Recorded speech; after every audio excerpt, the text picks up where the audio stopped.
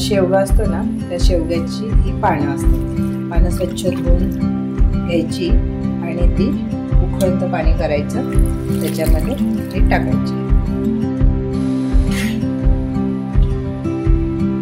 2 मिनिटं उकळली की गॅस बंद करायचा. ही आता काढून घ्यायची. थोडी गरम झाली की त्यामध्ये तेल चांगलं गरम करायचं. तेल गरम झालं की चांगला लाल झाला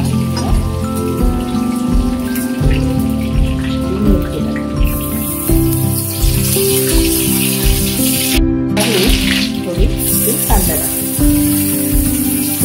कांदा मस्त लाल ही भाजी व्यवस्थित बारीक कापून घ्यायची. कांदा व्यवस्थित लाल चवीनुसार मीठ टाकायचं. भाजी तव्यावर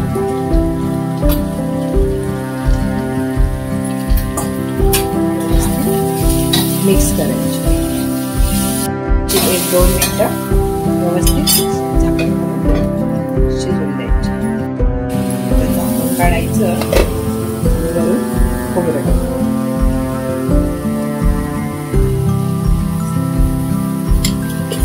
परत हलवून घ्यायची.